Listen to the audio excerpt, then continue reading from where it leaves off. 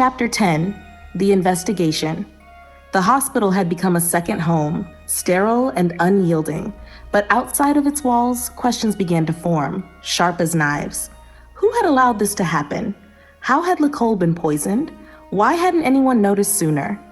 The answers didn't come in soft whispers. They came in the cold, clinical precision of doctors' reports, lawyers' consultations, and the steady hum of investigation. Her mom sat at a small table in the corner of the waiting area, a stack of medical files in front of her, hands trembling as she sifted through every test, every note, every chart. Her eyes were red-rimmed, fatigue etched deep into her features, but there was fire there too. The fire of someone who refused to let injustice go unanswered.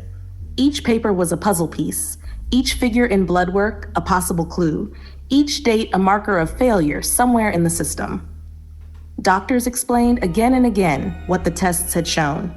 Lead levels far beyond safe thresholds, months of slow accumulation, hiding in bones, saturating organs, saturating her brain. The word chronic was repeated with grim precision. This is not recent, one doctor said, voice clipped, professional but heavy with concern. It's been building for months, if not years. Her mom shook her head, unable to comprehend how something so insidious could have gone unnoticed. How did this happen? She asked, voice cracking. Why didn't anyone see it? How could this monster hide inside my baby for so long? The doctor's response was careful, almost too calm. There are several possibilities, he said.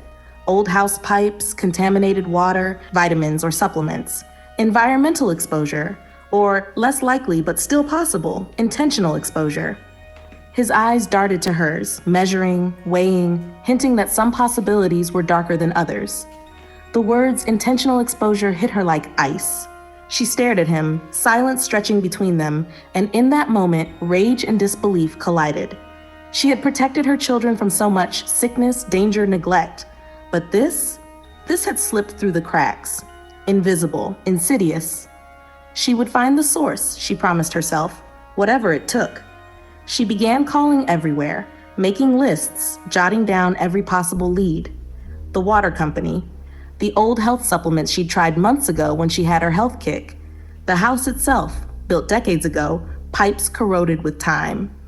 Even her own groceries came under scrutiny, her carefulness now a source of obsession. She couldn't allow a single stone to remain unturned. Every potential cause had to be accounted for. Every possible mistake had to be discovered. Lamont stayed with her through the calls, sitting close enough to offer silent support, to lean in when the weight of information became too much. He listened as she repeated names, numbers, dates, and possibilities, each iteration sharpening the focus of their collective anger. They were detectives now, piecing together months of hidden harm, tracing the invisible trail of lead that had infiltrated Licole's body. Mommy, what about the vitamins? Na's small voice interrupted, timid but persistent. The ones you gave us, could they make her sick? Her mom's jaw tightened. We're checking everything, baby, she said gently, pressing a hand to Nana's hair. Everything. We're leaving nothing unchecked. We'll find the answer, Mommy promises. The investigation deepened. Water samples were collected from the old house's faucets. Lead tests were performed on pipes and soil surrounding the property. Vitamins and supplements from months ago were traced back to the manufacturer, batches examined for contamination. Each step revealed more potential failure points, each result narrowing the range of possibilities. But nothing was definitive yet. The poison had left a trail that was precise and silent, impossible to catch without careful, forensic-level scrutiny. Her mom refused to leave the hospital during this process. Even as experts arrived, even as they began environmental testing, she stayed, notebook open, asking questions, pressing for answers. The doctors and investigators met her vigilance with professional respect and cautious empathy. They had never seen someone so determined, so relentless, so unrelenting in pursuit of truth. Days blurred into nights. Every lead, every report, every sample was another layer of tension. Each new possibility was both a relief and a new source of dread. Relief that they might finally know, dread at what that knowledge might reveal. Contaminated vitamins?